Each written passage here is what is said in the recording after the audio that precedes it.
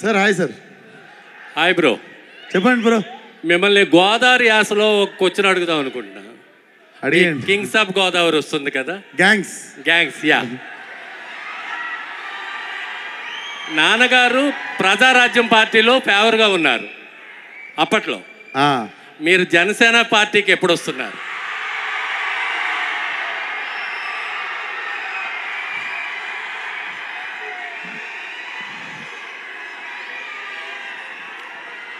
నేను డొనాల్డ్ ట్రంప్కి పెద్ద fan sir.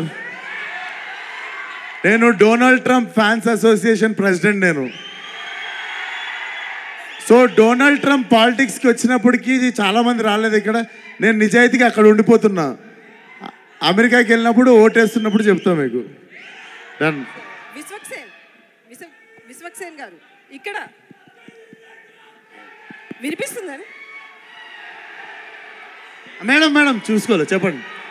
So అంటే స్టార్టింగ్ డేస్లో కాబట్టి ఈ మూవీ స్క్రిప్ట్ యాక్సెప్ట్ చేశారు.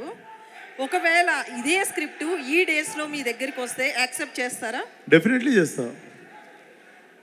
చేస్తా మేడం. అదే స్టోరీ కదా, డెఫినెట్లీ అదే మంచి సినిమా. అప్పుడు మంచి సినిమా, ఇప్పుడు చెడ్డ సినిమా అయిపోదు కదా.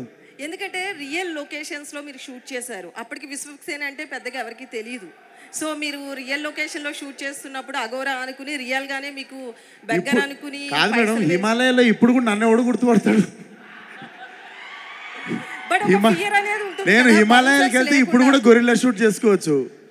సో నాకు తెలిసి హిమాలయాల్లో మేము షూట్ చేస్తున్నప్పుడు కూడా మేము పోయిన దగ్గర మేము మనిషిని కాదు, ఒక కుక్కను కూడా చూడలేదు. సో అక్కడ నాకు తెలిసి విశ్వక్సేన్ ఇప్పుడు వెళ్ళినా కూడా షూటింగ్ చేసుకోవచ్చు. అండ్ మోర్ దెన్ ఎనీథింగ్ అప్పుడు కుదిరింది, ఇప్పుడు కుదరకపోతే కుదరడానికి మేము ఏం చేయాలో చేసి షూటింగ్ చేస్తుండే. కథ నచ్చింది, సినిమా షూటింగ్ స్టార్ట్ అయిందంటే అది గుమ్మడికాయ కొట్టేదాకా మేము నాన్న సంకల్ నాకు ఎట్లనో చేస్తాం. అది కథ నచ్చాలి అంతే. ఆ కథ నాకు నచ్చింది, నేను ఇప్పుడైనా చేస్తాను సినిమా. సో కొంతమంది మీ ఫ్యాన్స్ కావచ్చు, కొంతమంది ఏమంటున్నారంటే విశ్వక్సేన్ హీరోగా కంటే అఘోరాగా నిజంగానే చాలా సెట్ అయ్యాడు అంటున్నారు. బెస్ట్ కాంప్లిమెంట్ గా అందుకే సినిమా చేసిన కదా మేడం.